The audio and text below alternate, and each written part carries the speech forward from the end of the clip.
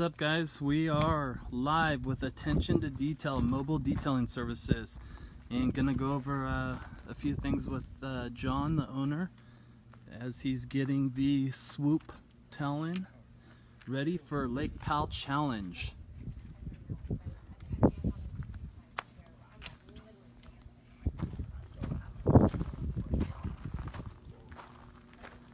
All right, guys, we're live.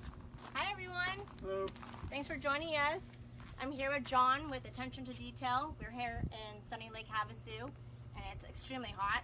Before I got my bikini on, and we're getting the swoop boat done for Lake Powell Challenge. So we thought it'd be great to go over some common practices for some things when you pull your boat out of the water. Some recommendations that John may have for you as far as some products used. It's waxing, tailpipe cleaning, things of that nature. So John will go ahead and kind of walk us through a few things. So yeah, for me as a detailer, I see a lot of boats coming in and out of my shop, and one of the big things that I always recommend is to make sure the boat stays protected, both interior and exterior. That includes waxing. Waxing is probably the most important thing you guys can do to your boat. It's pretty warm out here.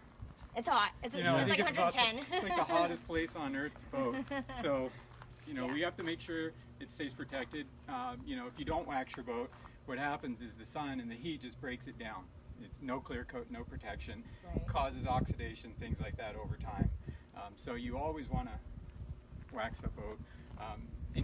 How often you do it depends on, how often you're on the lake or how often the boat's exposed. Right. A lot of us, prior to me moving out here, every other week to once a month, we're all out on the water. So, it's like at least three times a summer I would recommend, first the summer, middle, and then the end.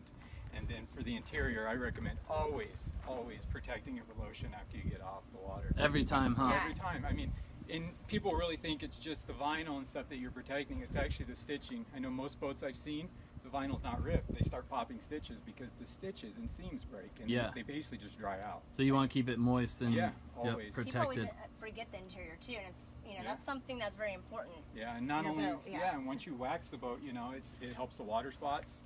We don't have to use the harsh chemicals to get the water spots off as long as you keep it waxed. I mean, if you're out every single weekend, I would definitely wax the boat, at least once a month. Gotcha. Everything. Now, is there a common practice besides waxing that when you pull the boat out, as far as checking certain areas on a boat, that you rode faster or? Yeah, I mean, everyone knows the back of the boat gets the worst, and especially the dark colors. Blacks and dark black and are the worst. Our favorites. You guys like to get black, so black and red. Yeah, you always want to get the back of the boat. I always just say wipe the thing down with lake water as soon as you get off. A lot of the complaints I hear is I get off the water and I spray it down, and it starts to streak and starts to smear whatever product they use. I've heard that a lot, and the reason that happens is because the polymers and the different stuff inside the boats are so hot that the stuff they're spraying on isn't meant to go on surface that hot, so it actually starts breaking it down and it streaks it. Yeah. Right. So for me, it's more of get the boat out of the water, wipe it down quickly with lake water, get it home inside underneath something that's covered. Let it cool down a little. Let it cool down and then go wipe it off. And Yeah. you'll be amazed how much easier it is to actually get it cleaned up. Yep. And make sure you're using the right type of stuff to wipe it with. As far as microfiber towels or specific. Yeah, always microfibers. I use always microfibers. They're always going to be best. They'll catch the material, but yet they're soft enough.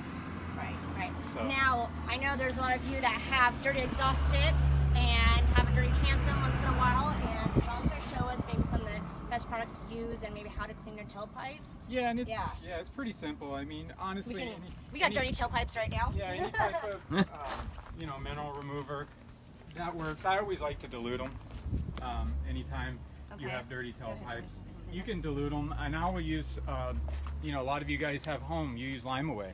Yes. I mean, stuff as simple as Lime Away, and then CLR works best. For me, CLR doesn't streak the tailpipes as much, but I always dilute CLR, and either of those things like Lime Away. You just don't need the harshness getting on the gel coat Yeah, that's the thing, and then Yes. the drives, you want to keep it away from the drives, and Yeah, because it'll create those little drips down there, and next thing you know, it's etched in a little bit. So what I do is I take a towel and I wet the towel with my RO water. Okay. Or even cooler water. Your cooler's the same thing. It's all RO water anyways. When you have ice, it melts. That's RO water. Okay. So you take that, put it in water, and then get the water damped down with CLR or some lime away, and just kind of put it on the tailpipes, and that'll keep it from dripping down so heavy, and it'll also take it off pretty easily. Perfect. Now, I know when we've done a few posts for John, and we've had a few boats on there saying they're getting their ceramic coating done. People have been asking what is ceramic coating, and Sure. you know, how often is something like that should be applied as well. Okay, So I think we've tried a little bit, right, on here?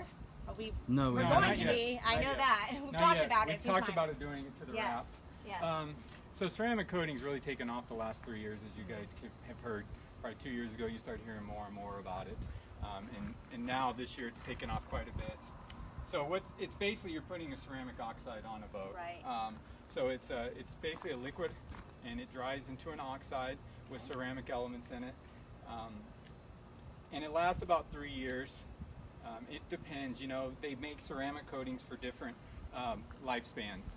So if you want it to only last 2 years, you can get some to 2 years. And they did that because they started doing it for cars.